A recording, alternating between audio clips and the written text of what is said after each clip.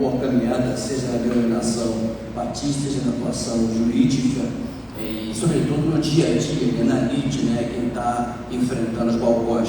Doutor Carlos de Brito, minha saudação e parabéns de estar aqui mais uma vez sob sua liderança. Estar aqui me lembra aquele tempo nosso ali em Cabo Frio, nosso primeiro congresso, e certamente deve estar, teremos estado juntos, já possamos estar juntos com colegas, reunindo, conversando direito, e o direito que agora já tem matriz, a gente já pode chamar de direito religioso, e folgo do Dr. Marcelo Rosa, porque digo isso já há mais de 2 décadas, e não sou pioneiro não, mas digo isso, quando vi o doutor Ivan Seu Martins dizer que o direito religioso já tem autonomia constitucional e infraconstitucional, me deu muita alegria, porque a gente percebe no meio jurídico, na academia principalmente, um arrediamento. O direito digital surgiu e logo foi abraçado, o direito consumidor surgiu e virou uma festa, o direito ambiental é um negócio novo, etc. O direito religioso existe há mais de 10 mil anos, codificado por Hammurabi, codificado por Manu, codificado em Romanas, codificado, como meu colega disse, no Novo Testamento, codificado por Moisés ali no Decálogo. E eu brinco com o pastor Júlio Medeiros, a quem agradeço a presença também na sua liderança, me lembro de eventos e encontros em que na época o Jornal Novas e agora a Revista Novas traz para a gente na era digital, nesta linha, eventos vários também jurídicos, ou seja, a proposição de um direito religioso que, infelizmente, alguns entendem ser só eclesiástico, e por isso que eu não chamo eclesiástico, porque eclesiástico é direito católico, apostólico, romano, e o religioso abrange todas as funções de fé. Então, quando o simpósio de estrutura Ruth agora traz para a gente a questão das entidades religiosas, organizações religiosas, a gente abrange. Ou seja, o que estamos tratando aqui, estamos tratando para igrejas evangélicas, de todos os seus perfis, mas também estamos tratando dos templos e terreiros de Umbanda e Candomblé, que são obrigados, submetidos a essa legislação. Também estamos tratando para as medidas muçulmanas, que tem outro tipo de governo. Também estamos tratando para as sinagogas judaicas, que tem outro tipo de governo. E também estamos tratando para os espaços orientais, ou seja, qualquer local onde existam pessoas reunidas na sua fé. Esse direito abrange, protege, resguarda. E aí, nessa linha em que começo essa minha saudação, parabenizando a associação por eventos como esse, que são eventos operacionais, onde você, pastor, diácono, presbítero, ancião, babadorixá, pai de santo, mãe de santo, rabino, sheik, ou seja, você está percebendo e entendendo. Recentemente fiz um encontro em São João do Meriti, como costumo brincar, na sede nacional, voltado só para guerreiros de Umbanda e Candomblé. Para minha surpresa, a turma tem um conhecimento altamente restrito. Ou seja, o evento que vem atacado pelo Marcelo Rosa agora são as grandes igrejas. Eu dei uma entrevista à revista Veja ano passado, e a moça perguntava sobre essa questão do imposto de renda dos pastores, etc. Aí eu brinquei, querida, vamos só colocar aqui pingo nos is. Como, doutor, vamos? Quando você fala em pastores, você fala das mega igrejas, que são os cabeças da mídia. Você não está errada, não. Só que as mega igrejas são como o Neymar. De 1000 jogadores, você tem 2 que estão nesse nível. O restante ganha meio salário, 1 salário, 2 salários. Alguns pagam para jogar e jogam na primeira, segunda, terceira, quarta divisão e 6 divisão no Brasil inteiro. Então o seu problema com a jornalista é que você quer pegar somente a nata. Vamos descer dando leite? Eu falei uma hora com a repórter da revista Veja. O doutor Cacau de Brito saiu com a caderninha da minha palavra? Nenhum. Porque eu não dei argumento para ela colocar o que ela queria colocar, que era falar mal de quem trabalha numa outra perspectiva aqui, que é muito bem orientada. Doutor Marcelo, eu vou inverter aqui a minha digressão aqui, começando pelo que você deixou no final. O pastor foi preso, primeiro pastor evangélico preso no Brasil, porque vendia DVDs, vendia Bíblias, além de pregar. É isso que ele fazia, está no processo. E aí, o doutor Alberto Garcia, nesse sentido, enquanto professor, é chato didático, porque eu não gosto de falar do que eu ouvi, eu gosto de falar do que eu vi, do que eu trabalhei. Então, o processo coloca que ele vendia DVDs, doutora Rotionano, e Bíblias, só que não declarava junto com o que a igreja pagava a ele. E veio o Ministério Público, ele foi condenado em primeira e segunda instância, teve a sua pena commutada para serviço comunitário e multa. Então, esse é o risco, pastor, presbítero, diácono, pai de santo que recebe dinheiro da oferta, da oferenda que você faz. Aquele dinheiro que você faz tem que ser contabilizado. E aí está o nosso grande problema. Nós fomos nos anos, quase 20 anos, era pastor na época, depois apóstolo, Túlio de Barros, ali em São Cristóvão, e eu brinquei, pastor Túlio, se encostar um caminhão de dinheiro aqui, me chame que eu venho com todo prazer contar cada célula. Porque o que a televisão mostra é uma coisa, outra coisa é o que a lei diz. Agora, tem que lançar todo esse dinheiro. Então, aí está o nosso problema com relação à questão financeira. Dizia bispo Roberto Macaister, dinheiro é um assunto altamente espiritual. Frase conhecida dele nesse sentido. Saudoso bispo Roberto Macaister. Vamos pontuar então, queridos, didaticamente. Bom, alguns contadores, infelizmente, e advogados também, infelizmente, e vou repetir aqui que acaba de tocar gravado que disse durante a Assembleia da Convenção Pastora Brasileira, ali João Pessoa. A mesa foi mal orientada, foi induzida a erro, e modéstia à parte, com 30 anos de atuação jurídica em assessorias, posso dizer, e disse lá no plenário, presidente, nós estamos cheios de aprendiz de feiticeiro aqui, todo respeito a quem faz os seus feitiços religiosos nessa passagem. Por quê? É gente que ouviu o cara cantar, gente que ouviu alguma coisa ser dita, gente que viu alguma coisa, mas não sabe o que está fazendo. E nós estamos cheios dessa gente, meus irmãos, com todo respeito a muitos colegas nossos, e juízes também, desembargadores, do que é pior, ministros inclusive, que estão falando de alguma coisa que não conhecem, não estudaram para tal. Se vão me consultar sobre direito militar, eu vou dizer, olha, legal, contrate ao que tive alunos que foram militares e hoje advogam, contrata ele, militar. Eu não conheço direito militar, não é minha praia. O que eu disse era esse palpite, e me ensinou meu Gamaliel jurídico, que ele é minha honra, doutor Pércio Rangel de Almeida, que advogado não dá palpite, não dá opinião, emite um parecer. Fico assustado quando, não, o advogado tal tem um parecer, que eu pergunto baseado na lei, na doutrina, não, ele acha isso, então eu estou com ele, porque ele acha isso. Tem agora uma empresa aí de pneus que eu achei sensacional, doutor Rogério Cruz, diz assim a empresa, se você quer continuar com o seu problema, contrata qualquer um. Se quer solução, nos contrate. Eu achei sensacional isso. Esse é o meu mote. Quer pagar R$50, contrata qualquer um. Quer pagar 50 mil, me contrate. Porque eu vou lhe dar a solução. E aí está o nosso problema de um monte de gente que está fazendo contabilidade de igreja, doutor Marcelo Rosa, e nem sabe que a natureza jurídica do dízimo é doação. Não sabe disso. E por isso não sabe fazer o plano de contas. E olha que essa não é minha praia. Eu não mexo em contabilidade, eu mexo em direito. E aí está a dificuldade de igrejas. Quando o pastor chega lá, eu vou começar do meio, então eu estarei, onde você está? Onde o pastor diz assim, meu querido, não lance aí meu imposto, tá?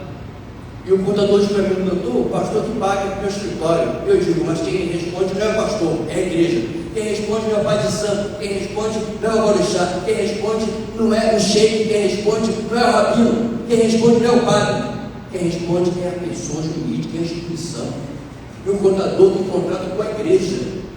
E o pastor manda ele não descontar. E o que estou falando, doutor Ruth Honório, é o que eu tenho ouvido de contadores, de gente séria, mas que não pode perder a igreja como cliente. E por isso, não vai no vice-presidente, não vai na assembleia, e só quem vai no escritório, e aí diácono, presbítero, ancião, meu irmão, minha irmã, você é corresponsável, tá? Uma das minhas descobertas, quando fui escrever e estudar sobre o Código Novo, é que de novo ele não tinha nada. O que assustou muitos obreiros, chamar a igreja de associação, já está desde 1934. Aliás, a Constituição de 1891 chama a igreja de associação. Então o que assustou é que eu não conhecia. E aí então vem essa questão toda voltada para deixar claro que a responsabilidade é da pessoa jurídica. Sou de igreja do Marcelo Rosa, onde chegaram a ver de fato, via de fato, porque o obreiro tinha dito que não ia descontar dele imposto de renda. E a igreja dizia que sim. E o contador não procura o vice-presidente, o secretário, o tesoureiro, porque ele trata com o pastor, e ele não está errado, não. Bom, eu não digo você, eu não faço contato com o pastor sozinho. No meu escritório ele vai com o diácono, com o tesoureiro, com o secretário, ou assina o contrato mais um, porque não é com ele que eu estou contratando, é com uma pessoa jurídica. E ele vai para a igreja, glória a Deus por isso, e quem vai me pagar é a igreja que me contratou, é o terreiro que me contratou, é a sinagoga que me contratou, é a mesquita que me contratou, é a instituição que me contratou, ou o escritório MCP, Dr. Cacau de Brito, famosíssimo no Rio de Janeiro, Dr. Rui de Honório, famosíssimo no Rio de Janeiro, Dr. Marcelo Rosa, entre outros, são referências para nós na área jurídica do direito.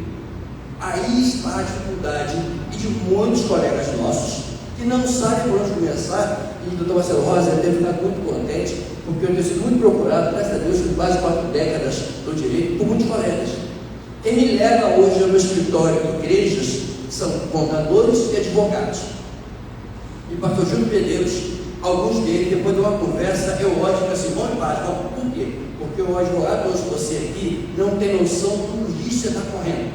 Cito um caso rápido, já vou entrar no meu tema. Igreja aqui perto da gente, vocês estão Campo Grande, né? Zona Oeste.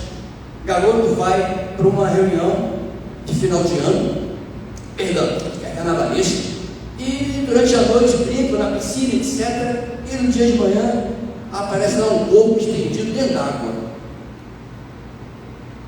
Vai encurtar a história, no meu escritório, o pastor é advogado. Quando eu disse, olha, isso tem esse problema, o pastor recém-chegando lá, pastor, dívida não é sua, é da igreja. E se prepara, tá? Porque isso pode chegar no seu patrimônio pessoal. Aí entra a desconsideração da pessoa jurídica para atingir o seu patrimônio. É, pastor, aquela sua casa de campo, aquele seu barco bonito, aquela sua fazenda, também pode chegar. E por isso mesmo, quando o assunto chega para nós, irmãos, já chega como um incêndio, né? Pastor doutor Nilson Fanini, na glória, meu amigo pessoalíssimo, que me abriu porta na TVE, ali no Direito Nosso Cada Dia, e ali trabalhávamos há mais de 30 anos, no programa ali do Reencontro. Ele brincava, por que o advogado não é contratado para poder trabalhar antes, doutor? Eu disse, pastor Fanini, é porque nós temos uma cultura do advogado ser um bombeiro, e nós queremos ser jardineiros. Eu quero ajudar a sua igreja, a sua empresa, a sua instituição a não ter problema. Só que você não foi treinado para isso. Não há essa cultura preventiva. É aquela história da mulher e do homem, né? A mulher desde menina é ensinada a procurar o médico do início. O homem só vai no médico e chega dor de cabeça aos 20 anos de idade. Isso é a cultura. Então, por isso, para a gente procurar lá o cidadão que faz nossos exames naturais, são quase um sacrifício. E para a mulher é normal. Porque ela foi acostumada assim. E é tempo, irmãos, e por isso o Dr. Cacau de Brito foca com sua iniciativa dessa cultura. Irmãos, que igrejas estão no terceiro setor? Não há discussão quanto a isso, não existe. Primeiro setor, empresas. Segundo setor, primeiro setor, governo. Segundo setor, empresa. Terceiro setor, está tudo mais. Então, o que não é primeiro setor? O primeiro setor é terceiro setor, não inventa. Foi aquela brincadeira, não, eu estava em São Paulo debatendo com canonistas, levanta lá alguém, não, porque nós católicos estamos fora do Código Civil. Eu disse, bom, vocês estão dentro de onde então? Não, mas doutor, a gente está ligado a Roma. Eu disse, que lindo, Roma está em Roma. Então, quando vem aqui o Papa, o querido cardeal Jorge Marco Bergoglio, ele tem carteira vermelha. Mas aqui o Dom Eugênio Salles foi citado judicialmente, quando houve lá uma denúncia com relação à questão dos votos entre Janira Fegales e Dornelles. E citaram, quando não for a Roma cidade não. Por quê? Porque ele responde no Brasil. Chega dando ouvido com o nosso ministro da STJ, desembargador, não, porque a igreja católica, a paróquia aqui, responde em Roma. Eu disse, mas dá um pouquinho mais, meu amigo, por gentileza. Vai dar um pouquinho mais. Procura quem conhece um pouquinho mais. Estuda, se esforça, etc. Para a gente entender uma coisa, outra coisa.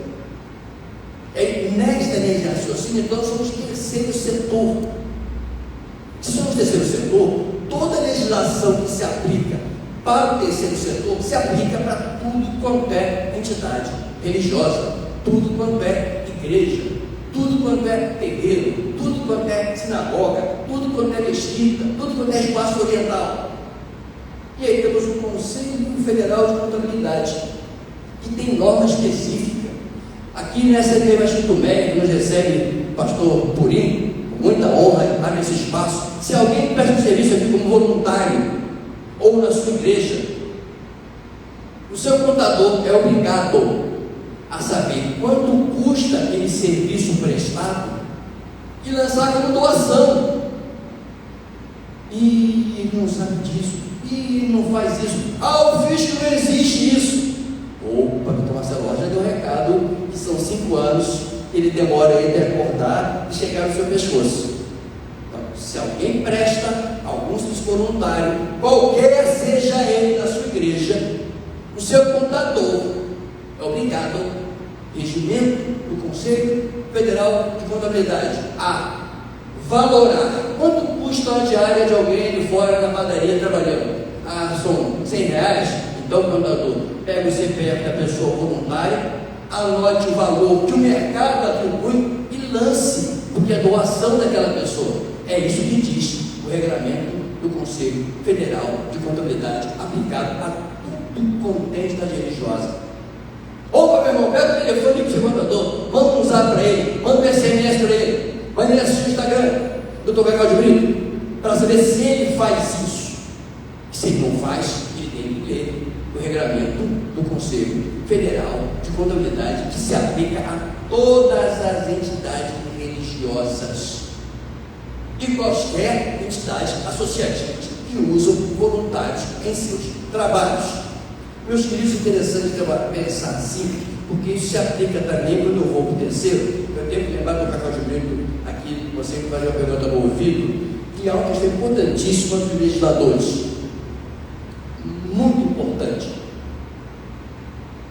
ACM Neto, agora candidato ao governo da Bahia, foi chamado num canto, na sua primeira gestão como prefeito, porque o terreiro mais famoso do Brasil, naquela sua boa terra Bahia, terra de minha mãe também, estava sendo penhorado judicialmente com Marcelo Rosa. Terreiro de Manzia do Cantuário, mais famoso, estava sendo penhorado, não era nem executado, estava penhorado. Só que o assunto chega na mesa de quem? Do prefeito ACM Neto, que de bobo não tem nem a cara que nem eu, diga-se de passagem. Num instante, a ACM Neto chamou a procuradoria, encontraram a solução. E por que estava sendo penhorado? Porque não constava em nome da pessoa jurídica, era terreno de ancestral, era doação antiga, tudo em nome da pessoa física. O fisco não quis nem saber se lá funcionava o terreiro famoso do Brasil. Entrou com a ação, só que trouxe para a mão do político, e o político botou a caneta e concedeu não só ao terreiro, as entidades todas que atuavam para culto, que não tinham a emenda 116, eu tenho minhas críticas gigantescas a essa emenda, vou falar disso daqui a pouquinho, e foi concedido ao terreiro. Todo mundo foi abrangido pelo benefício fiscal, pelo reconhecimento da unidade fiscal. Agora, o governador Ibanez Rocha volta à alerge, no nosso caso Rio de Janeiro, volta ao legislativo, ao executivo. Ibanez Rocha, advogado, colega nosso, presidente da OAB de Brasília, foi chamado por um canto agora, o governo, ano passado, e criou o regulamento em Brasília, de federal, de tudo quanto é entidade religiosa, automaticamente teria o reconhecimento da imunidade, regularizando todos os passos. Meus irmãos, aí depende de quem você coloca para sentar na cadeira do legislativo, seja como vereador, seja como deputado estadual, seja como federal, seja como vice-governador, que você vai votar esse ano, como governador, como senador. Se pergunte o que o senador do Rio de Janeiro tem feito em 8 anos de mandato. Procure, por favor, procure. Se não achar, é hora de você encontrar o candidato. Ele ficou lá 8 anos, quer voltar de novo. Então procure. E aí, se você encontrar, ótimo, reconduza ele. porque senão você vai ter mais de 8 anos e o Rio de Janeiro vai continuar sem representação no Senado, após ter sido mandado para a glória nosso querido, saudoso amigo, Dr. Harold de Oliveira, que representava muito bem o nosso Estado ali no Senado. Como governador, como deputado federal, como vice-presidente, como presidente, se não tiver uma legislação, não tem, irmãos. Meus irmãos, a Academia Brasileira de Letras, eu estou falando da Academia Brasileira de Letras, também estava, doutor Marcelo Rosa, você deve ter sabido disso, com o seu patrimônio penhorado. Botaram na mesa do presidente Michel Temer. O senhor vai deixar a academia, onde Sua Eminência José Sarney faz parte, num instantinho, encher a canetinha dele de tinta, e a academia teve uma lei específica para o Júlio Medeiros, para a Academia das Letras, ex-tunc, traduzindo para trás tudo que ela devia, e agora ela nunca mais vai pagar nada. Diferente do cordão da bola preta, meu contador, que sai com mais de 1 milhão de pessoas no Rio de Janeiro, mas que não consegue arrecadar R$1 de cada um, e teve a sua sede penhorada e vendida em leilão. Não teve caneta, não teve tinta para ter o que teve a Academia de Letras. Então, se a gente não tem aporte político, se a gente não tem pessoas que se envolvam, por que esse processo que o Dr. Marcelo colocou e o senador Marcelo Crivella, à época, fez? Porque a ministra Eliana Calmon, também da Bahia, agora aposentada, botou a caneta e mandou a Universal pagar de 90 a 2002 IPTU do imóvel alugado lá em Belo Horizonte, e a Universal teve que pagar, o PSJ mandou pagar. Porque há o que a gente chama, meus irmãos, advogados, colegas, por favor, irmãos e irmãs, o que eu estou chamando de interpretações hostis. A Constituição Federal, em lugar nenhum, fala que tem que ser de propriedade da igreja.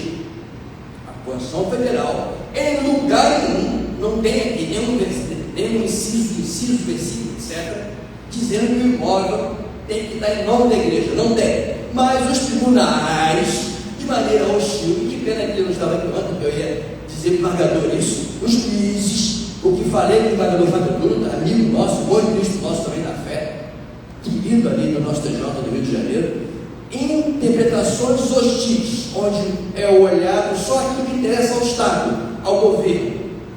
E aí então criou-se uma jurisprudência que não tem na lei, obrigando a trazer a questão de ser de propriedade. E então Marcelo Crivella, no início do seu mandato, de 8 anos, plantou a emenda, aprovada ano passado, agora, início desse ano, fevereiro desse ano, e o 9 me deu a honra de publicar lá um alerta sobre isso, que ela agora abrange, ou seja, aquilo que não precisava ter, meu irmão, porque não tinha contrário. Nós agora estamos tendo que ter do Cacau, você que está aí se preparando para assentar uma cadeira ali na leste, prepare-se para isso. Nós estamos tendo legislações que tem que repetir o que já está sendo escrito, como também legislação que tem que dizer o que não pode ser feito, ainda seja óbvio. É aquela história, se está chovendo, tem alguma lei que obriga você a tomar a chuva? Não. Mas é bem possível que tenhamos que colocar lei que vai multar alguém se andar na rua da chuva. Porque até agora eu estou tentando entender essa questão de quando eu falo alguma crítica. Aliás, eu fui ao Sul fazer uma palestra ano passado e brincaram comigo: olha, cuidado, você vai falar contra o Supremo. Eu fui lá e falei contra o Supremo, contra a decisão do Supremo, tem que ter habeas corpus.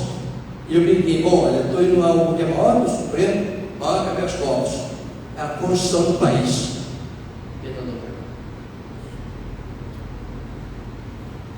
Bom, decisões, quando a maioria dele referendo nesse sentido, eu estou falando contra todo mundo que votou o contrário, e disse isso lá no Sul. Graças a Deus voltei, porque eu fui com a carta magna na mão. Mas quando eu lembro disso, eu lembro que eu preciso. Dr. Marcelo falou sobre o ICMS, irmãos. Irmãos, governo Rosinha Garotinho, irmãos, aí me perdoem, eu tenho dificuldade de botar o dedo e apontar quem foi. O governo Rosinha Garotinho criou no Rio de Janeiro uma legislação interessantíssima. Não, vamos isentar as leis do ICMS. Meus irmãos, como é que você diz para mim que eu posso usar roupa preta e branca? Eu sou botafoguense. Quem me deu esse direito? Não, mas você pode botar roupa preta e branca. Quem me Eu disse isso do desembargador no Rio Grande do Sul, Fernando Berlândia, desembargador Jair Wagner. Gente boa nisso, desembargador. Ele tem o direito de dizer que o de Jeová não pode abrir mão da sua vida pelo seu sangue. Onde está escrito isso na Carta Magna? Quem deu o judiciário esse direito? Teologizar. Ele não tem esse direito, eu não tenho, a Carta Magna não dá. Irmãos, muita calma nessa hora. Eu fiquei assustado ao ver jornais, eu costumo ver 4 jornais, pelo menos, oriento meus alunos. Vejam 4 pelo menos, e vejam como é que a notícia é induzida, seduzida, deformada, modificada ou mentida. Porque ficou famoso a fake news, mas ninguém fala na desinformação, onde você só ouve um pedaço da notícia, não ouve a notícia toda. E aí, se você vê só uma fonte, azar o seu, você foi induzido a errar. Mas se você vê 3, 4 fontes, vale a pena fazer isso, especialmente fontes que te deu o contraponto, porque é muito fácil. Isso no escritório do CP. Aí ela, quando acaba a notícia, não conseguimos contato pelo CP. Essa é uma mais interessante que eu fiz, né? Tudo ruim é dito, no final, não conseguimos contato. Como se fosse possível não conseguir contato com algumas personalidades que tem no país. Caminho com os irmãos, Rosinha cria isso aí. Mas só que ela cria dando uma contrapartida. A igreja na época era obrigada a ter alguma ação social. Irmãos, isso é esdrúxulo. Se você pegar o texto do pastor, leu agora, o pastor Marcelo Rosa, ele falou das entidades assistenciais do artigo 150, está escrito aqui que elas só têm direito se cumpridas as prescrições da lei. Isso não está para as igrejas. Igreja não tem que ter contrapartida nenhuma. São João de Meriti, o subprocurador liga para mim, querido São João, olha, tem uma igreja aqui comprando patrimônio e a procuradoria quer cobrar dela. Ele disse, cobrar o quê? Não, porque eles querem saber para que ele vai usar o imóvel. Eu disse, espera aí, você está invertendo o processo legal. Existe um negócio chamado ônus da prova. O direito todinho, o senhor está em cima desse negócio, que a prova cabe a quem alega. Estamos vivendo um tempo perigosíssimo com esse negócio do Dr. Ruth Honório, com o respeito que ele tem, as vulnerabilidades. A palavra da vítima tem prevalência. Se ela provar. Se ela não provar, não tem. Mas o judiciário brasileiro está acolhendo isso de um jeito. Então, se você trabalhar com certos grupos, por favor, vulneráveis, com todo respeito que os têm, e eu não tenho, como disse no IAB recentemente, lá tenho honra de ser o presidente da Comissão de Direito Religioso, daquela casa que é quase bicentenária, e disse que a doutora Rita Cortez, presidente que deixou o mandato, e agora doutor Cid Deixança, depois que eu vi, não tem uma pretensão de ser politicamente correto. Não tem. Tem a pretensão de cumprir a lei. E aí então criou-se agora essa perspectiva do vulnerável. Não, a palavra da vítima. Aí agora vem o tribunal americano, e eu sou fã do americano nesse sentido, condenou a mulher que acusou o cidadão, sem provar, a pagar 15 milhões. Faz a continha, irmão, quanto é que dá aí? 6 por 1, 15 milhões. Mas doutor, ele vai pagar 2. Vai pagar 2 porque ele replicou de maneira errada. Por isso vai pagar 2. Se fosse aqui, era bem capaz de ela não ser condenada. Por essa construção muito perigosa, a meu modesto sentido, muito perigosa,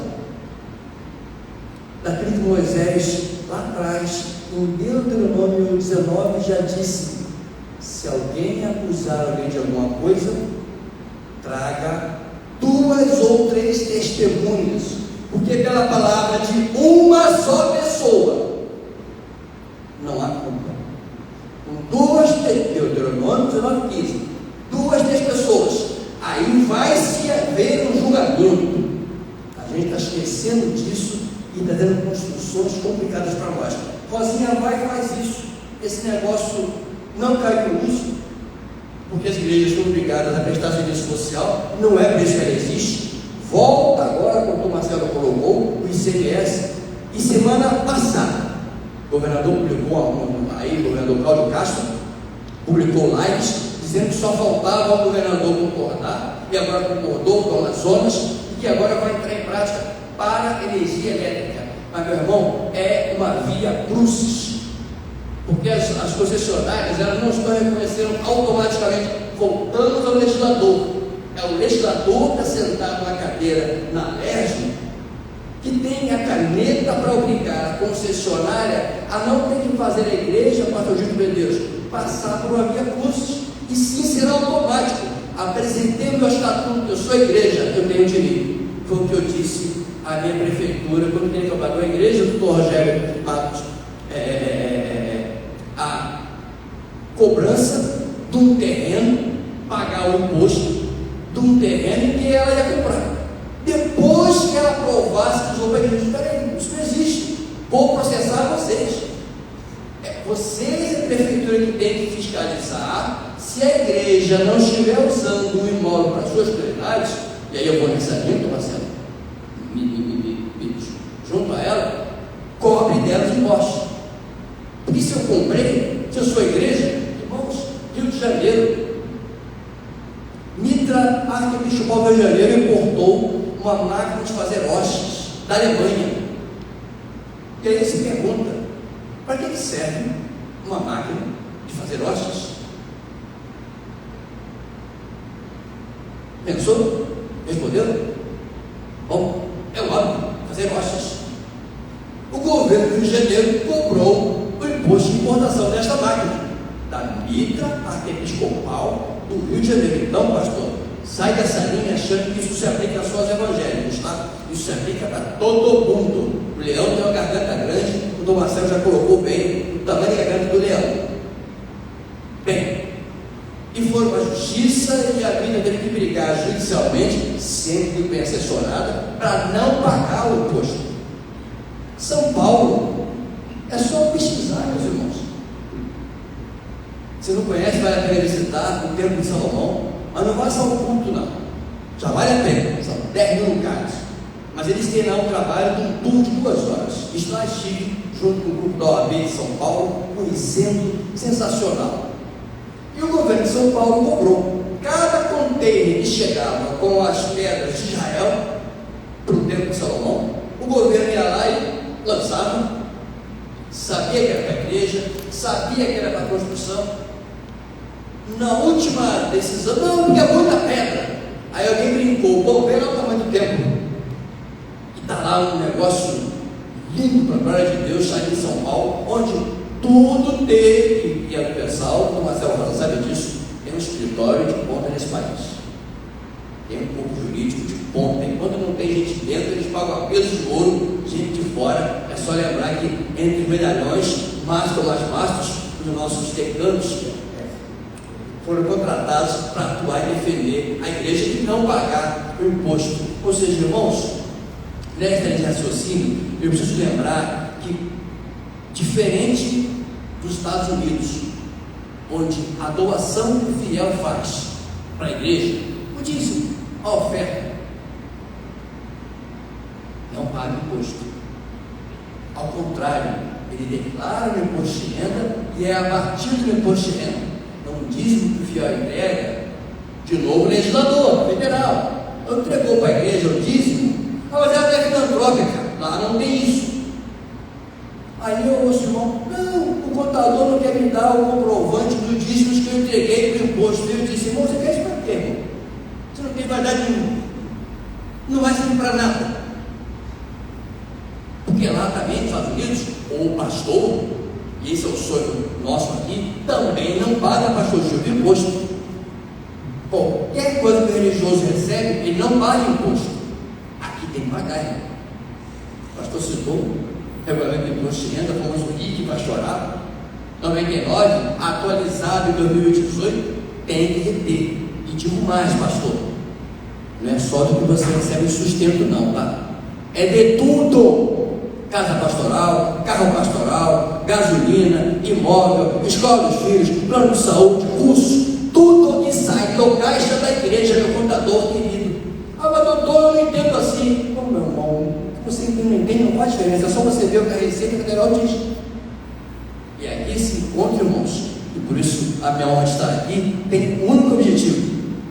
O ministro Roberto Barroso ontem durante o julgamento uma tarde inteira, de um tema que me é muito próprio, onde o negociado, agora no país, pelo Supremo, prevalece deste lado, que é a minha tese, evidentemente respeitado os direitos mínimos do artigo 7º, e sindicatos fortes para atuar na negociação. Barroso diz assim: sindicatos precisam ter assessoria jurídica, e eu completo: profissional, competente e bem pago,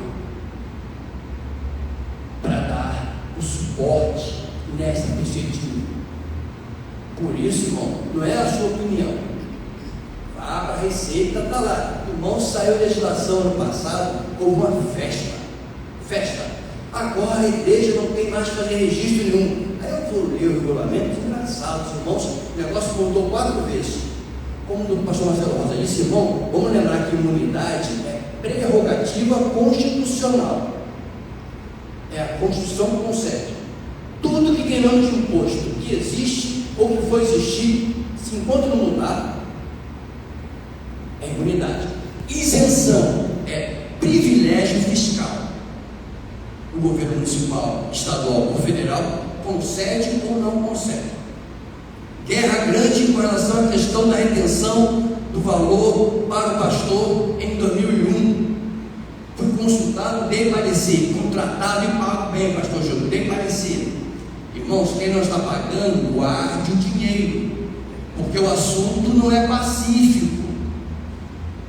Veio lá uma lei federal e disse: agora os pastores do valor que recebem do pastor, do ministro religioso, não tem mais que reter. Aí me consultaram de novo: pô, doutor, e todo mundo que pagou esse negócio desse tempo todo, como é que a gente faz? Irmãos, não mexam no vespeiro, irmãos, porque cobraram meia dúzia, não cobraram todo mundo. Ou seja, mexer nesse negócio vai acordar o leão, e aí vai entrar em todo mundo. Quem pagou, irmão. Quem não pagou, vai dinheiro, glória a Deus, irmão. Porque é assim que funciona. Daí a assessoria vai dar o quê? Segurança jurídica. Irmão querido, fique atento, porque nós temos algumas questões. Eu estou caminhando, doutor Cacau. Você falou, perguntou o tempo eu falava, eu disse que 3 horas eu terminava, né? Estou chegando quase na metade, mas vou caminhar com os irmãos para questões práticas, irmãos, que eu tenho percebido. E aí entra na questão do CNPJ. Irmãos queridos, tenho visto contadores com dificuldade na questão jurídica, até porque o assunto não é pacífico, o assunto é controverso realmente. A minha pergunta, e eu não quero entrar em questão ética, porque não é minha praia, sim jurídica, é: como é que esse pastor, que é pessoa jurídica, que recebe da igreja, vai justificar esse negócio? Quem é que expulsa o demônio? É a pessoa jurídica ou a pessoa física, pastor Gil? Quem é que visita a ovelha? Quem é que prega? Quem aconselha? Exato. Ou seja, a minha problemática, irmãos, está na natureza. A doutora Ruth agora, lembro de um trabalho que li, e eu tenho que achar o nome dessa advogada, porque eu uso a frase dela, não é minha, é dela, e eu não lembro o nome dela. É assim a frase: as coisas não são aquilo que nós damos o nome a elas, as coisas são aquilo que elas têm natureza para ser. Eu chamar isso aqui de copo, que nós temos uma assembleia aqui e votamos, registrar em cartório, isso aqui é um copo, registramos, aprovamos, você não é soberana, né? Então está aprovado. Não vai transformar isso aqui num copo, meu irmão, vai continuar sendo uma garrafa. Então, consenso social, há aquela frase famosa, né? Que uma mentira repetida muitas vezes torna uma verdade, e nós sabemos que mentira sempre é mentira, mas sabemos uma coisa errada, mesmo que todo mundo esteja fazendo, continua sendo errado. E aí, nesse sentido, irmãos, eu preciso, enquanto igreja, estar atento, porque isso transforma uma pessoa física numa pessoa jurídica. Irmãos, o CNJ foi consultado e os magistrados foram proibidos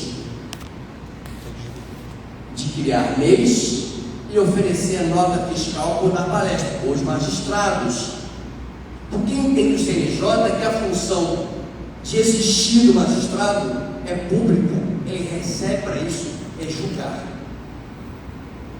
E aí, meu contador, se a vossa justiça não exceder a dos fariseus e escribas, Eu não esqueço que eu estou acabando de uma palestra ali em mês, local cheio, e eu tinha falado sobre questão trabalhista, e aí levantou lá um diácono, irmão querido, mas doutor, o senhor disse que o pastor não tem direito para nada, como é que eu tenho que pagar férias a ele? O senhor está se contradizendo? Eu disse, não. Aí eu levantei do lado a CLT, do outro lado a Bíblia. Eu disse, irmãos, a CLT é lei de fariseu e escriba. Então, se o seu zelador, sua secretária, se eu faço dia, tem direito a 13º, férias, hora extra, esta Bíblia aqui diz que se é a minha lei não exceder, não for maior do que de fariseu e escriba, de modo nenhum entrarei no reino dos céus. Quem disse isso não foi Gilberto Garcia, foi Cristo. Então, irmão, se a sua igreja der não 1/3, mas mais 50%, ou pagar as férias em dobro ao seu pastor, não deve acontecer não, 14º, 15º, 16º, tem no seu orçamento, tem condições para isso, o irmão faz muito bem. Agora, no mínimo, você deve pagar a ele, mesmo que ele não tenha direito, e ele não tem, porque ele não é empregado da igreja, ele é voluntário da fé, ele assumiu a sua condição existencial de ministro, ele deve receber pelo menos o que você reconhece para alguém, porque você está cumprindo com ele, no mínimo, a lei de fariseu e escriba, já que você não consegue excedê-la como orientou Jesus. Então, no mínimo, é o mínimo, disse eu lá, aquele diácono e aqueles que estavam ali trabalhando naquela perspectiva. Irmãos queridos, quero alertar os irmãos com relação a envio de dinheiro para fora do país. Isso é crime fiscal se não for feito dentro das normas do Banco Central. Muitas igrejas estão tendo problemas seríssimos porque mandam dinheiro. Aliás, um casal famosíssimo nesse país, famoso, foi preso no aeroporto porque tinha $10 mil dentro de uma Bíblia. Foi preso. É crime carregar dinheiro? Não. Só tem que declarar quando sai do país. Até aumentou a cota agora, foram presos. E depois presos nos Estados Unidos.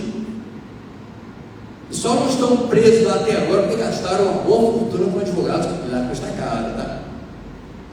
Mas não pode entrar lá não, tá? Se entrar lá e cometer o crime, ficam presos. Continua lá a pena e lá não prescreve não.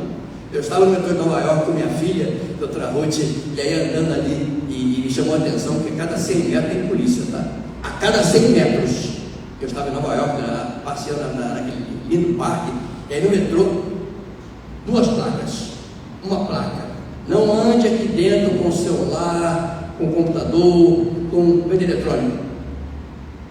Do outro lado, outra placa: roubar aqui dá 3 a 5 anos de cadeia. Olhei para ela, minha filha, você que é professora de inglês, leia ali, ó. A diferença é que aqui vai preso e fica preso. Não tem conversa.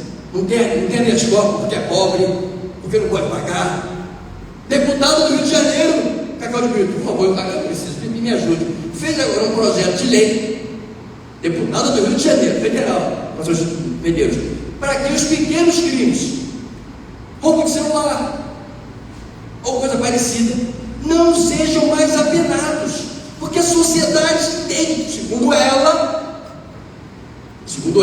é só ver o projeto de lei, ela quer que os pequenos furtos não sejam apenados, porque há um entendimento social do direito da pessoa roubar a outra.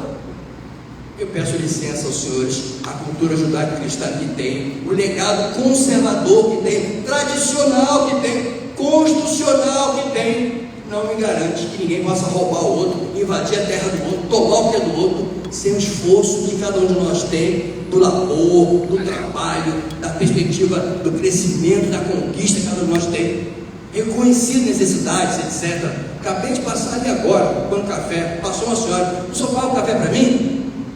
Por favor, dá cafezinho para ela. Ela não me roubou não, ela me pediu. E eu pude dar. Se não pudesse, não teria dado, mas pude. Essa é a sociedade que está construindo. Irmãos, a igreja precisa ser farol nesse sentido. Eu não vou tocar naquilo que o doutor Marcelo já enfatizou, mas trago minhas preocupações, senhores contadores. Porque o que eu estou ouvindo é que são os contadores que estão orientando essas igrejas a transformarem seus pastores em pessoa jurídica, porque em vez de 27,5%, ele vai pagar 15% de imposto. A responsabilidade, meu pastor me ouve, diácono, presbítero, ancião, meu irmão, minha irmã, lavador de chá, pai de santo, mãe de santo, padre, rabino, freira, sheik, que me ouve, não é da pessoa física, não é do pastor, não é do contador, é da igreja. É essa igreja que bate no meu escritório, do Dr. Cacau de Brito, da doutora Ruth Honório, do professor Rosa, para socorrer ela, a igreja é que vem sendo penalizada pelo fisco. Pastor Belfor Rocha subiu a igreja, amigo, 3 meses depois chega a notificação no CPF dele, do Marcelo Rosa, porque a igreja nunca havia declarado depois chegando. Aí ele falou: doutor, como é que me descobriram? Eu disse: pastor, não se preocupe, o fisco vai descobrir onde você estiver. CNPJ e CPF são as suas marcas registradas. E ele teve a sorte, entre aspas, já tinha prescrito um tempo atrás, contratou um novo contador e passou a regularizar a sua situação fiscal, irmãos. Pastor, deixou aquela igreja, chama o contador num canto, dá um abraço, paga um café para ele e peça uma certidão. Quando eu falo isso no Seminário do Sul, onde lecionei e onde leciono hoje na Faiacá, de pastor, antes de assumir uma igreja, peça uma certidão fiscal, chame o contador, peça o inventário, peça a documentação que não há nada pendente. Alguns obreiros, você lá estudou, que eu lá lecionei, dizem assim: professor, se eu pedir isso, o convite é declinado por eles, ou eu não assumo, porque nem o contador quer se garantir a me entregar um fiscal.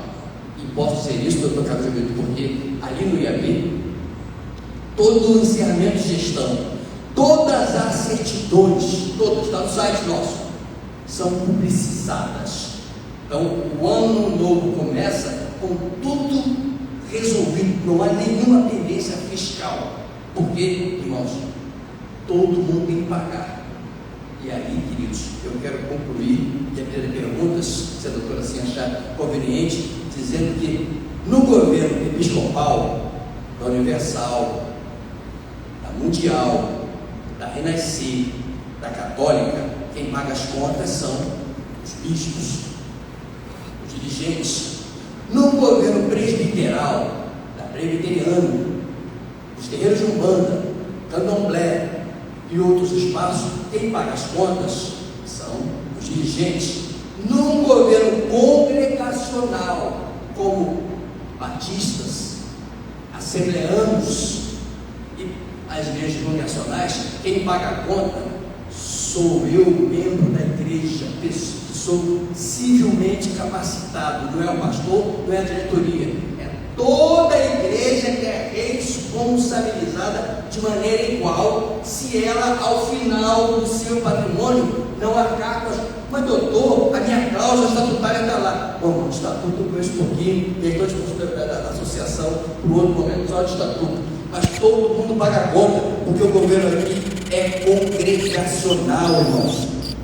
Ou seja, ou a gente fica atento a isso, irmãos, para que as igrejas sejam luz neste tempo, sejam envolvidas nesse sentido, ou nós estamos plantando, irmãos, um passivo gigantesco, pastor Júlio. Alguém já disse que a área fiscal é a área onde mais as igrejas têm sido atingidas.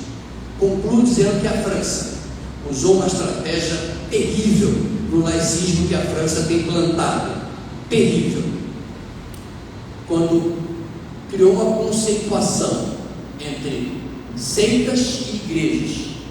Eu não sei nem se para os teólogos isso é fácil, teólogos presente, mas lá o governo fez isso, e com isso colocaram os filhos de Jeová como seitas, e aí tiraram as imunidades das seitas, quase que eles fecharam em França, de pagarem tributos e impostos gigantescos.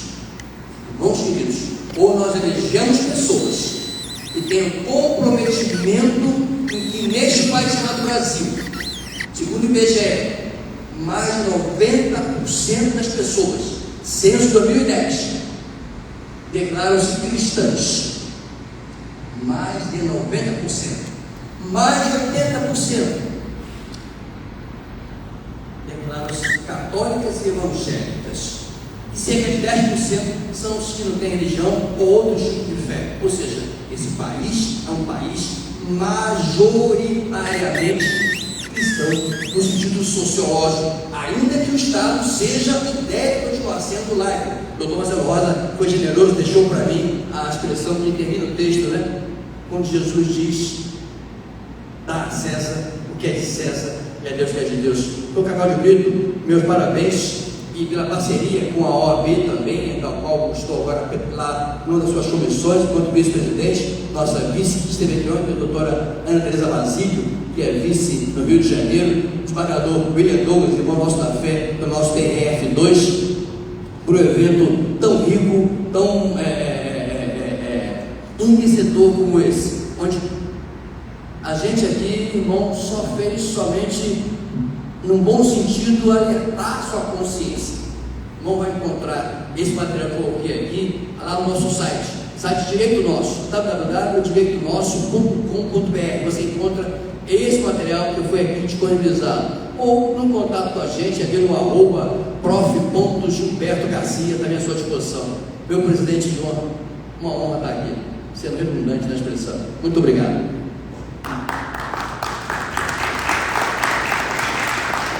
Sem dúvida alguma, uma manhã rica, conteúdo extraordinário, dois expositores, e a associação o faz isso graciosamente, porque eles estão também fazendo isso graciosamente. São profissionais competentes, que um parecer custa caro, e hoje, mais do que nunca, as igrejas precisam muito desses profissionais. Os internautas que fizeram perguntas serão respondidas por eles em uma outra oportunidade. Há algumas perguntas aqui, os presentes, que nós vamos passar para que eles façam. O nosso tempo está já quase terminando, mas eu queria que a Zazá nos ajudasse levando o microfone para que a pergunta fosse feita pelos presentes. E desde já eu quero, o doutor Arrude vai finalizar agradecendo, mas eu quero agradecer o fato do doutor Gilberto, que ontem ficou quase 3 horas no trânsito e não conseguiu chegar, mais de 3 horas. Agradecer a presença dele, agradecer a presença do nosso amigo doutor Marcelo Rosa, que tem sido também um grande parceiro das instituições, principalmente das igrejas evangélicas, o seu escritório aí bombando, seu escritório tem dado muita assessoria às nossas instituições religiosas. Obrigado em nome da associação. A vice-presidente vai fazer o agradecimento, mas eu não poderia lhe dar essa palavra e também agradecer os presentes e dizer que nós estamos elaborando vários eventos onde anunciamos o próximo que teremos sobre educação financeira e também a questão previdenciária, pública e privada, que são assuntos muito pertinentes num país tão confuso como estamos vivendo. E eu gostaria de chamar a Zazá para passar o microfone para a pergunta que já está lá.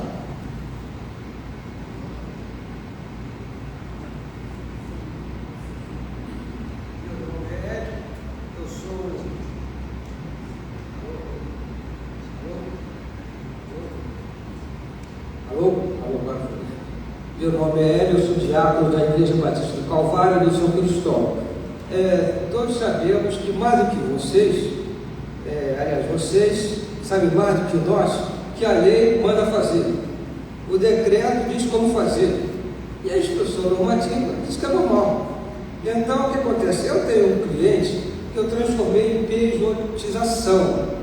Pastor, baseado em quê? Veja bem, o município aceita, o Estado aceita, a União aceita.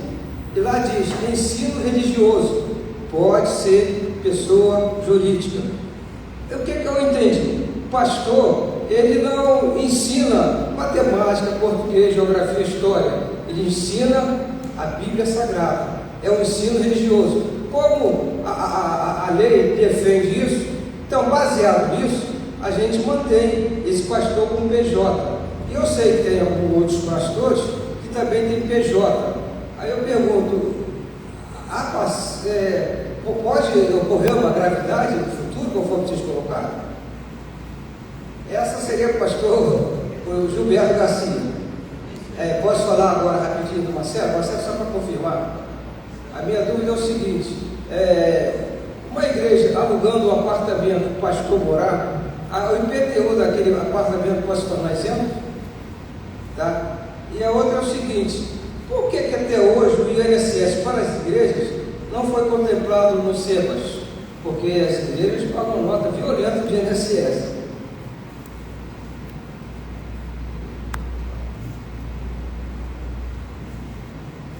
Meu querido Diácono Hélio, eu respeito a Igreja do Calvário, igreja tradicional, é nossa convenção batista brasileira. O argumento que o irmão traz é um argumento inteligente, interessante, que eu tenho ouvido. É um argumento parecido com o argumento de um dos meus debates que participei na Rádio Melodia, onde tenho sido chamado participado já por quase 30 anos, onde um pessoal de São Paulo criou um sindicato de pastores. Foi criado, o ministro Dornelles, à época, à frente, acatou e etc. O argumento era: o pastor é o administrador. Enquanto administrador, pode ser empregado. Se pode ser empregado, pode ser um sindicato. Me chamou a atenção, eu faço essa parte histórica para lembrar sempre, meu amigo pastor Zé Maria de Souza, que hoje preside a Ordem de Pastores do Brasil, brinca que eu sou histórico, foi pastor durante 2 décadas ali na PIB, em São João de Meriti. Então, pouco tempo depois, a liderança evangélica se levantou e colocou contrária àquele sindicato, já que não haveria contrapartida, o sindicato dos empregadores. Como hoje você tem o sindicato de empregadas domésticas, mas não tem o sindicato de patroas, então não existe negociação. Por isso mesmo, quando no governo foi criada a questão do salário mínimo estadual, no Rio de Janeiro, em alguns estados que o possuem, se aplica o piso para o doméstico, porque não existe uma negociação. E aí encerrou o sindicato de pastores no seu nascedor. Então a tese se esvaiu. A tese é a mesma. Mudou só os espaços, os atores são os mesmos, o enredo é o mesmo. Ou seja, dizer que o pastor ensina religião é a mesma coisa que o pastor também pode fazer parte do conceito de psicologia, porque no gabinete pastoral, me permita, do Marcelo, por favor, o direito me dá uma chance sensacional, porque eu gosto do contraponto, eu gosto de ouvir gente contrária ao que eu penso, para que eu enriqueça o pensamento, ou mude de posição, evolua, ou mantenha a minha. Por isso a gente vê que na academia você tem a tese, a antítese, para chegar à síntese. Então, quando traz uma provocação, eu respondo. Ele pode ser inscrito no conselho de psicologia, já que no gabinete pastoral, pelo que eu entendo, pastores presentes me socorram, talvez metade do tempo pastoral seja atuando nas pregações e outra metade no gabinete. Gabinete seja na casa, seja no hospital, seja visitando, seja atendendo, etc. Ele pode então por isso se inscrever? A meu modesto entender, não. O simples fato do governo municipal querer aceitar, receber ou autorizar não valida. Não. Você está impedido de assinar a carteira do seu pastor profissional? Não. Não há lei que proíba você assinar a carteira do pastor. Não há lei. Isso serve para quê? Ele botar na parede e guardar de enfeite para o de Deus. Não serve para nada. Mas você não está impedido. Foi o que eu citei em relação a você sair na chuva sem guarda-chuva. Você é obrigado a usar guarda-chuva? Não, não tem lei. Agora, se você sem roupa, aí você pode ser preso, porque tem lei. Ou seja, dentro de um sistema onde nós vivemos de legislação, ou eu provo que ela não serve judicialmente, ou eu troco essa legislação. E como advogado, eu sou obrigado a me jungir a ela. E aí, bom, o fisco municipal aceita. Bom, se você, fato comum nesse Brasil nosso, Brasilzão, de gente que me procura, o Brasil inteiro, onde ele entrou num certo terreno, meu diácono Noé, e ninguém morava lá. Ele invadiu, tomou conta, passou a morar ali, construiu, foi na prefeitura, e a prefeitura emitiu um carnê para ele, foi pedir o nome dele. Ela quer receber. Esse documento que a prefeitura emitiu, meu irmão, presente nesse plenário, dá a essa pessoa o direito a esse imóvel? Coisa nenhuma. O dono vai agradecer, porque alguém foi lá e pagou o IPTU para ele. Porque o IPTU não é um imposto da pessoa, minha querida irmã Zazá Alzira. O IPTU é o imposto do imóvel. Não importa quem é o dono. Do mesmo jeito que o condomínio é a única taxa que leva o seu próprio imóvel a penhora, leilão, para pagá-lo, porque você deixou de pagar uma cota que os outros pagaram por você. É o único e vai a leilão para pagar a sua dívida. Ou seja, o simples fato do poder público, municipal, estadual, federal, receber o seu dinheiro, na minha singela leitura, meus irmãos, não autoriza, não valida. Porque o pastor faz um monte de coisas, além de ensinar. E essas outras coisas não concedem o direito a ele a receber como PJ. Meu irmão Diácono Hélio, isso é diferente deste pastor, pai de santo, babá do orixá, mãe de santo, rabino, sheik, sacerdote, criaram ele e prestar serviços, outros vai dar palestra, vai dar aulas, ele é o meio. Doutor Marcelo Rosa, como eu, tem um sério problema. Doutora Ruth também, doutor Cláudio Brito, porque nós não podemos ser leis. Mas se eu fizer o contrato, a prefeitura vai aceitar. Olha que interessante. Só que existe uma lei federal da ordem que diz que nós não podemos ser leis. O nosso registro é junto à ordem. O doutor Rogério sabe bem disso. Então, meu CNPJ é a ordem que dá, não é a Juscerja, não é o cartório, pastor Júlio. É a OAB que me dá, que eu faço na Receita e Registro, e aí tem que ter meu contadorzinho, ou meu contadorzão, meu caso a contadora, para manter funcionando. Mas se eu pegar o meu contrato social e levar no Juscerja, ela vai registrar. E aí quando isso chegar na OAB, eu vou ser pela OAB intimado a dizer, peraí, o senhor não pode fazer isso. Não, mas a prefeitura aceitou o meu contrato. Esse argumento não vai me ser útil, meu diácono não é. Porque tem uma norma federal que diz que o nosso contrato tem registro é OAB, alterações, etc, etc. Então, eu não posso ser MEI. E aí, o nosso imposto é diferente, né? É maior do que o MEI normal. E nossa atividade é profissional, regulamentada. Estou dando 2 exemplos, mas trago um outro, em que há uma questão interessante, quero concluir, doutor Marcelo, e passar esta pergunta que é mais difícil. Você vai responder, estou dando tempo para você pensar, com certeza, que tem relação justamente voltada para essa questão por isso que eu chamo, meu diácono, de risco.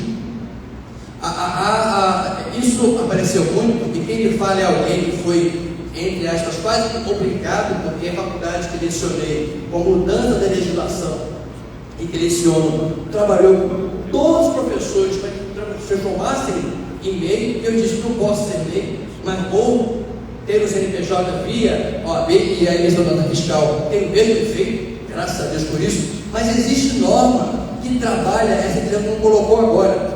E nesse artigo que fiz chamando a atenção para esse risco, eu cito ela com relação à questão religiosa. Há uma inapropriedade, porque a legislação que regulamenta o MEI, ela proíbe, ela explicita esta possibilidade com relação às questões religiosas. Ou seja, há uma explicitação de que isso podem ser meios, serviços profissionais intelectuais. Aí eu volto à natureza jurídica da atuação pastoral. Pastor Gildo Medeiros, pastor decano entre nós aqui, meu cabelo é preto e branco, você, como botafoguense que sou, você que é tricolor, cabelo todo branco. O pastor é um profissional, irmãos? É essa pergunta respondida que vai responder a outra pergunta. Que se ele é um profissional do ensino e do ensino religioso, ele pode ser PJ. Mas se ele não é um profissional de qualquer área, ou do ensino religioso, eu tenho dificuldade, irmão, em entender que ele pode ser PJ, porque ele não é profissional. Porque se for profissional, ele pode ser PJ, carteira assinada, e ter todos os direitos que a lei trabalhista concede a qualquer profissional. Mas como ele não é profissional, ele tem uma relação transcendental, ele e Deus. Ele fez uma escolha existencial de vida, e é direito dele, qualquer um, fazer, de não ser um profissional. E aí, meu velho, eu vou brincar com o Júlio Negro, né? É outro patamar. Então, a pergunta a ser feita é anterior, porque a lei federal diz que não abrange a atividade religiosa. E aí, irmão, é só pesquisar, é profissional no assunto. Conclui, irmãos, a Rede Globo de televisão, gente grande, acabou de tomar uma pancada do CARF, Conselho de Administração Fiscal, onde vários seus profissionais que atuam nas suas novelas, e são profissionais da arte, tiveram seus contratos gozados, anulados pelo fisco, porque a sua atuação era diária, constante, permanente. E todos eram pessoas jurídicas. E aguarde, e tal qual a moça lá do SBT, agora me fugiu o nome dela, que entrou com ação contra o SBT e ganhou a ação, a apresentadora que era, e provou que mesmo tendo CNPJ, pessoa jurídica, ela tinha hora de pegar, hora de sair, era subordinada, era um empregado da empresa, e ganhou a ação trabalhista. A pergunta é isso, irmãos, que queremos plantar? Deixar um risco desse? Irmãos, eu não tinha nem conversado com o Dom Marcelo sobre esse tema, e quando conversamos ao telefone sobre o que vamos trazer aqui hoje, para minha boa surpresa, e seria interessante que ele pensasse diferente também, coadunamos com a ideia do risco. Então, na nossa linha, mesmo se a prefeitura concorda, se o Estado arrecada e você paga os impostos, isso resguarda quem? O contador. Resguarda quem? O ministro religioso. Mas a sua igreja, a sua entidade religiosa, ela está, na minha singela, modesta leitura, sobre risco. Ela está plantando um passivo. Quem vai pagar essa conta não é o contador, sua excelência, o contador, não é o pastor, mas se houver uma conta, é a igreja, irmão, que vai pagar. E aí é você, diácono, é você, meu irmão, é você, minha irmã, é que é responsável para alertar sobre isso. Irmãos queridos, eu estou vendo um tempo onde eu estou chamando, doutora Ruth Honório, o meu trabalho de ministério de atalaia jurídico. O meu trabalho, irmãos, e a Associação por essa Oportunidade, Dr. Carvalho Vitor, é tocar trompeta. Se alguém vai ouvir, eu cumpri meu trabalho. Mas o sangue não será requerido, irmãos, nessa linha. Espero ter ajudado o irmão para para pensar bastante no assunto. Obrigado pela pergunta. Doutor Marcelo Rosa. Bom, Hélio, demais irmãos, a resposta do Dr. Gilberto é sensacional, esse cara é muito bom. Mas o problema, ainda tem um outro problema, não é o fato do irmão ter conseguido registrar toda uma pessoa jurídica, porque conseguiu os códigos certos. O enquadramento está errado, ok? E é o que ele falou. E por que conseguiu? Pô, olha, porque eu sou pastor, sou advogado, tenho a pessoa jurídica do escritório, já são 3 atividades diferentes, e sou construtor, tem mais uma. Então, assim, eu posso ter diversas atividades, diversos registros, e aí eu vou ter diversas obrigações. O problema que mais sério é que não se enquadra, não tem enquadramento, porque a lei não autoriza esse enquadramento. E o segundo é que as pessoas estão trocando uma obrigação de pessoa física por uma de jurídica e estão pensando que a de pessoa física não precisa mais. Esse é o problema, né? Esse é o maior problema da pejotização de modo geral, né? Então, por exemplo, eu tenho advogados empregados no meu escritório que recebem por MEI, o risco deles, não tem enquadramento, né? Mas aí eles se enquadram em qualquer outra coisa e dão uma nota fiscal para receber. O que aconteceu agora no mês de maio é que depois deles fazerem todas as declarações do MEI, eles tiveram que encarar a declaração deles também. Aí aquilo que eu avisei lá no outro ano aconteceu, porque o fato deles terem tributado no MEI não os isentou de tributar na declaração de ajuste anual do imposto de renda de pessoa física. Então, o que eu tenho chamado no meu radar aos pastores é isso, é que se pejotizar não diminui, aumenta a carga tributária, ok? E para o empresário, aí já fora dos arraiais da igreja, né? Para os empresários é ótimo, que diminui a folha deles. Mas para o pejotizado, o que acontece na realidade é a transferência da carga tributária do empregador para o empregado, e o empregado fica com a carga tributária da sua empresa e mais com a carga tributária da sua pessoa física. Então, esse é o maior problema. Todo mundo que me consultou até hoje sobre pejotização de igrejas, de entidades religiosas, de ministro religioso, essa turma toda, todos eles, o que eu tenho advertido é o seguinte: olha, examine a carga tributária, porque ela não diminui, ela aumenta. Sobre a questão do IPTU, que o irmão colocou, né, para os advogados não há mais dúvida que se a igreja alugou um apartamento residencial, ela terá direito de, no apartamento residencial, requerer a imunidade tributária. Para os advogados não tem mais dúvida. Mas para as procuradorias dos municípios, a primeira palavra deles vai ser não. Provavelmente esse é um caso que vai ter que ser judicializado para se conseguir, porque é uma norma muito recente, né? A emenda é de fevereiro, então isso não teve ainda tempo para eles se adaptarem a isso, mas é isso exatamente que a nova emenda constitucional trouxe, ok? Agora eu esqueci da última pergunta que o irmão falou, de SEBAS, né? Então, por que a igreja, como igreja, não pode ter o SEBAS? Simples, porque não tem previsão legal.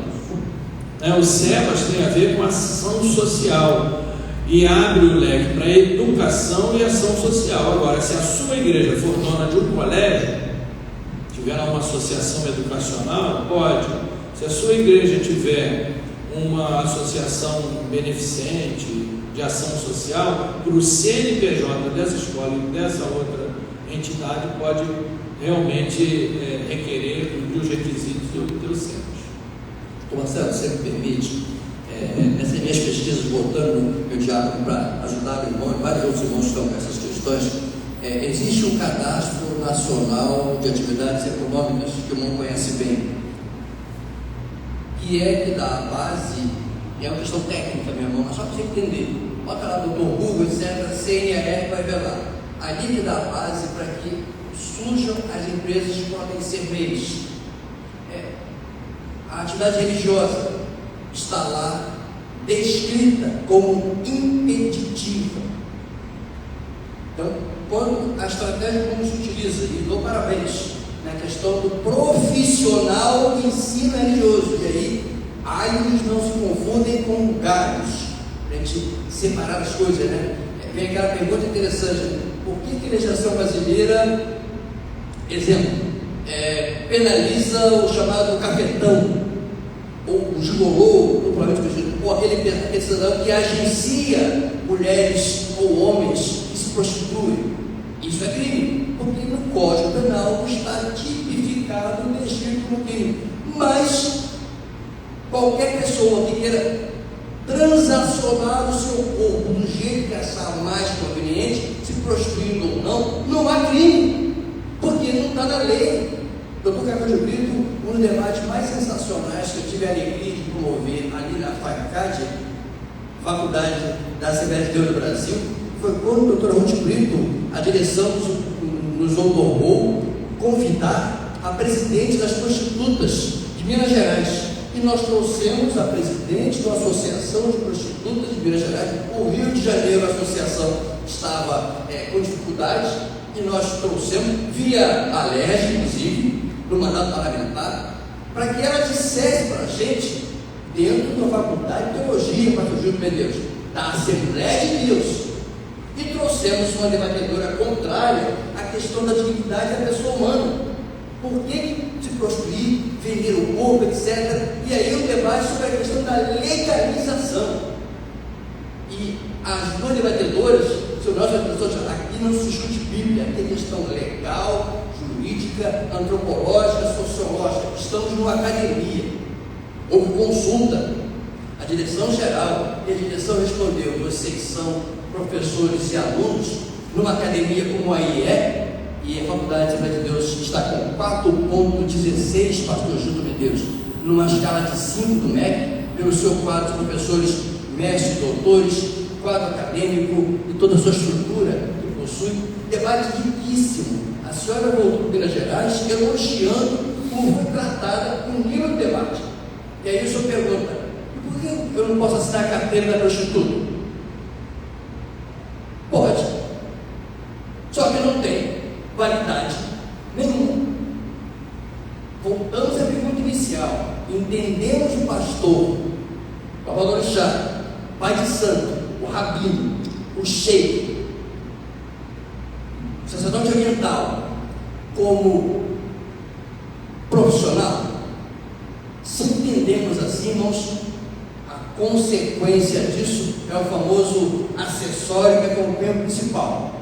Vai nos responder. Se não entendemos ele como profissional, como até aqui a Igreja Evangélica Brasileira tem entendido, que é uma atuação transcendental, e quem nos fala isso, irmãos, é alguém que tem enfrentado nos tribunais várias ações, onde tem defendido a igreja, porque ele faz lá um acerto, e na hora H ele quer dar terceiro, velho hora extra, e eu defendo ele dizendo: você fez um acerto com Deus, cobre no céu a sua conta. Aqui na terra, a igreja atua de maneira voluntária, porque é um contrato transcendental, é um contrato de fé. Essa é a minha visão filosófica, teológica e jurídica, respeitando, é claro, posições contrárias, divergentes sempre. Obrigado pelo complemento. Nós vamos para a última pergunta. Ontem nós tivemos 110 pessoas presentes, um sucesso nas redes sociais. Eu fui consultar ali o nosso assessor e muita gente participando, e nós já estamos com o horário bem além do tempo. Vamos ouvir a última pergunta e ser breve na pergunta e breve na resposta. E depois eu quero chamar aqui o pastor Nilton para fazer a oração, que é o secretário da Convenção Batista Carioca, orar encerrando o nosso evento depois da pergunta, e a doutora Ruth encerra o nosso evento. Então, posso falar? Okay. Boa tarde a todos. Quero saudar a mesa, a pessoa do Dr. Cacau de Brito, o qual eu conheço há 20 anos, compôs uma forte banca advocatícia que esteve a serviço do sindicato, o qual eu presidi, Sindicato da Polícia Federal. Mas estou aqui não só como servidor público, mas também como um líder religioso. Eu sou padre da Igreja Católica Apostólica Brasileira, a qual também atravessa problemas, visto que quando ela ganhou o seu imóvel em Brasília, né, por JK, a administração aqui ficou paralisada, pendente, perfeito? Então há muito a fazer, inclusive o imóvel, acredito eu que deve estar até indo para a dívida ativa, mas procuraremos para tratar do assunto específico. A pergunta bem prática que venho a fazer é o seguinte: então hoje eu tenho meu ministério junto ao Complexo Maçônico Paranapuã, o qual eu também presido na condição de venerável mestre da loja.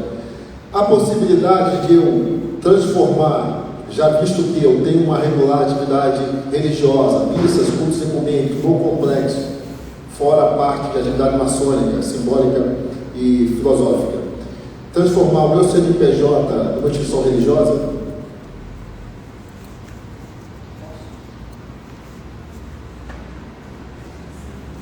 Interessante que... não é Cláudia Alencar, Perdão.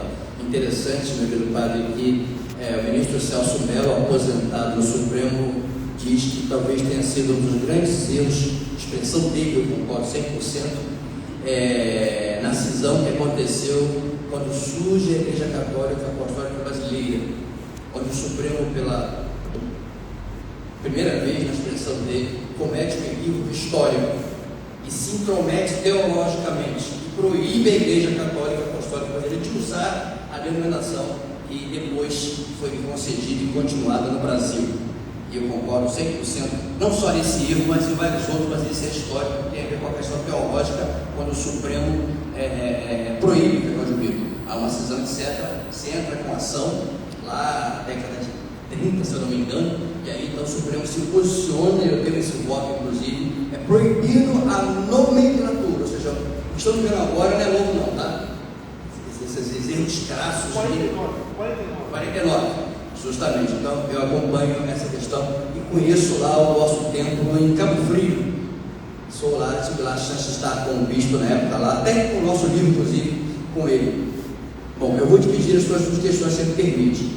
Com relação à questão maçônica, é interessante que falar disso num templo batista, onde um dos maiores pioneiros do Evangelho no Brasil, Salomão Ginsburg, tinha toda, não só a ligação como grão-mestre, e é um dos fundadores de várias igrejas batistas, inclusive da igreja onde sou membro, que fará 100 anos daqui a 3 anos, rodou esse Brasil com toda a proteção que a maçonaria, num tempo de perseguição católica, dava aos religiosos. O Supremo, num julgamento recentíssimo, muito interessante, da loja maçônica de Niterói, da loja maçônica de Brasília, eles tentaram, essa loja, não sei se acompanhou, eles tentaram imunidade. A maçonaria tentou dizer juridicamente, que olha, com um corpo competentíssimo, jurídico, que eles tinham líderes, eles têm, né, rituais, vários preceitos, inclusive secretos, que têm direito de ter, e por isso deviam ter imunidade. E para minha alegria, quem disse que a maçonaria não é religião não foi os pastores, nem os padres, nem os rabinos, nem os sheiks, nem o valor de chás. Quem disse foi o Supremo Tribunal Federal, num julgamento lindo, voto vencido do ministro Marco Aurélio, flamenguista, voto vencido. Ministro Ricardo Lewandowski coloca claramente aqui, de novo, chamar isso aqui de copo, meus irmãos, volto ao Diácono Hélio, ao que eu disse, chamar isso aqui de copo, todos concordaram que isso aqui é um copo, não transforma isso aqui num copo. Que a maçonaria, em toda a sua história, ritual, etc., não é religião. E por que, minha querida irmã Alzira Zazá? Porque aceita tudo quanto é religião. Então não tem um Deus.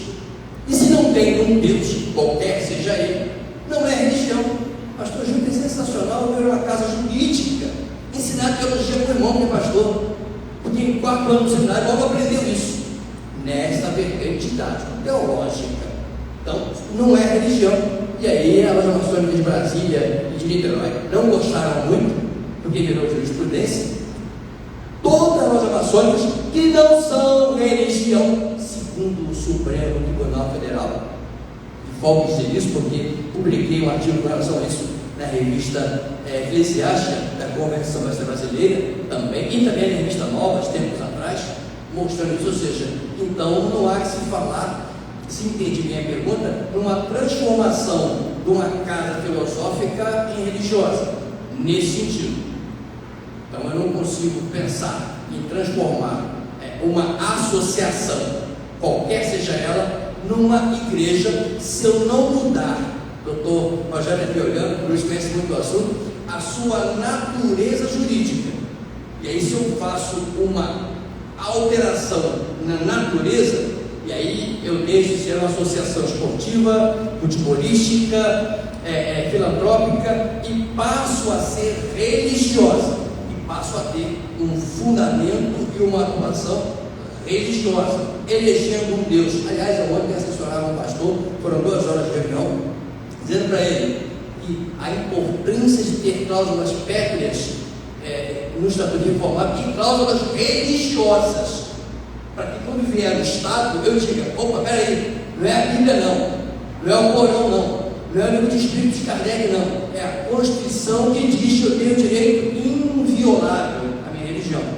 Não sei se consegui pegar a pergunta nesse sentido da transformação, porque há uma mudança de natureza jurídica. Bom, olha, isso aqui que eu dizia que era copo, não é copo é isso aqui, tá? Então eu passo a escrever o copo e o meu estatuto passa a dizer que eu estou vendo e que é um copo. Aí eu passo a tratar com o copo e socialmente exigir o tratamento que um copo tem. Isso me lembra, concluo, meu presidente pediu para ser breve, eu estou não conseguindo muito, a decisão muito criticada no Rio de Janeiro, quando houve um debate gigantesco, isso vai chegar para a gente, irmãos, na questão da intolerância, que alguns têm chamado, e eu chamo de que a gente precisa de mais do que intolerantes ter respeito, e mais do que respeito ter liberdade na questão religiosa, quando um juiz entendeu que, por não ter livros sagrados, uma X doutrina não teria uma vertente religiosa para ser protegida, e veio toda a jurisprudência mostrando que não tem que ter nada escrito. Nós temos, mas outros não têm, e nem por não ter escrito deixam de ser religiosos. Foi a tese que defendi no Supremo Tribunal Federal, quando lá estive defendendo o IAB, fui honrado, doutor Arroio Honório eleito, fui no IAB para estar no Supremo Tribunal Federal, na questão do ensino religioso, meu querido padre. Quando o presidente da República, sentado na cadeira, assinou uma concordata inconstitucional, o senhor Luiz Inácio Lula da Silva, assinou com Roma, com o cardeal Ratzinger, uma concordata, na minha leitura jurídica, inconstitucional, vários pontos. E o Supremo então julgou a questão do ensino religioso. A primeira vez em 120 anos do Protocolo de Brito, que o Brasil rasga a Constituição Federal no governo, sob a caneta de Lula da Silva, assinando uma concordata, um acordo com Roma. O Brasil nunca havia assinado um acordo nesse sentido, submetendo a uma concordata romana, naquele tempo. Depois o Congresso aprovou e fomos ao Supremo, porque houve a ideia de que o ensino religioso, pastor Gilton, passaria a ser católico romano e para todos os outros. E o que é pior, por 6-5, em voto condutor do ministro querido, famoso, afamado Alexandre de Moraes, concordou com essa excrescência jurídica, que existe no Brasil. E a briga nossa foi, nós conseguimos, porque o ensino religioso, volta a sua pergunta, é facultativo. E aí, numa escola pública, evidentemente. Então, o Supremo concorda por 6-5 com isso. E eu brinquei, gente, se aparecer um aluno que for adorador do sol, e só ele no mundo inteiro tiver o sol como seu Deus, nós vamos precisar criar um professor que dê aula de adoração ao sol, porque senão nós vamos tratar de maneira desigual. E aí pastor Júlio conclui dizendo que a gente tem que lembrar que igualdade é uma coisa e equidade é outra coisa. Vamos lembrar lá do mestre Rui Barbosa, bom baiano, que dizia que o conceito de igualdade mais importante é tratar os desiguais de forma desigual, mãozinha querida, na proporção da sua desigualdade. E aí o Supremo vai, e foi uma tríade assim, tenebrosa no Brasil. O Congresso aprovou isso, o governo federal, na frente de Lula, aprova isso, e o Supremo, por 6-5, aprova isso. E o Brasil então passou a ter um ensino religioso católico, apostólico, romano, público, obrigatório e de todas as demais religiões. Daí do lugar jurídico, um tema para a gente pensar aí com carinho, porque existe um estatuto que foi negociado, e eu bati muito no do padre, mas tive vários padres e vários bispos reclamando. Eu disse: olha, não estou discutindo a questão religiosa, por favor, a minha questão é jurídica. Volto à sua pergunta então. Tenho dificuldade se não houver mudança da natureza jurídica. Eu troquei a água e botei óleo aqui dentro. Então joia. O invólucro é o mesmo. Bom, Rogério, o estatuto é o mesmo, mas eu tinha água, agora eu botei óleo. Ou melhor dizer, eu botei vinho, né? Fica melhor no sentido religioso. Prazer tê-lo conosco, representando aqui a Igreja Católica Brasileira, aqui conheço e respeito profundamente. Obrigado pelo recado. Pastor Nilton, nossa oração final. Muito obrigado pela sua presença.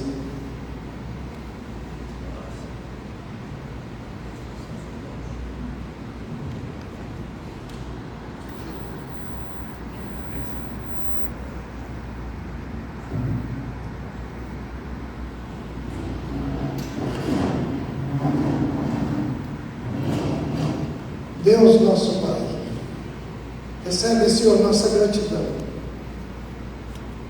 porque aqui estamos porque Tu também estás. E, ó Deus, muito obrigado pela vida do Dr. Cacau de Brito, obrigado por essa mesa tão maravilhosa, que nos deixou tanto ensino. Pedimos, ó Deus, que Tu continues abençoando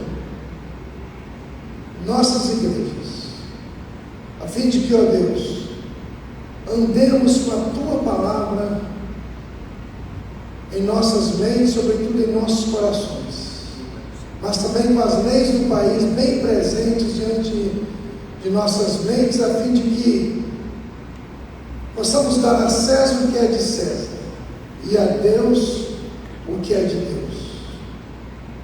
Nosso Pai, abençoa a igreja que nos hospeda, cada pessoa que participou presencialmente ou através de nossas mídias. Senhor, que o Teu nome em tudo seja bendito, honrado e glorificado em nós e por meio de cada um de nós. Abençoa todos os presentes e os que estão em outros lugares. Oramos agradecidos em nome de Jesus. Amém e amém. Encerramos assim o nosso primeiro simpósio de Direito Tributário, promovido pela Associação dos Advogados Evangélicos do Brasil. Agradecemos a presença de vocês aqui no nosso auditório. Agradecemos também aqueles que nos acompanharam através das redes sociais. Agradecemos aos nossos preletores que transformaram uma manhã nublada e chuvosa em uma rica manhã de conhecimento. Muito obrigado pela presença de vocês e a participação. E não podemos deixar de agradecer a Igreja do Meia, que nos acolheu, e o seu pastor Uri Júnior, por nos ter recebido aqui, e a linda inspiração da noite de ontem do coral Madrigal, que muito nos elevou na noite de ontem. Muito obrigada, um bom dia, um bom resto de sábado e que nós possamos estar juntos no próximo simpósio, no próximo encontro.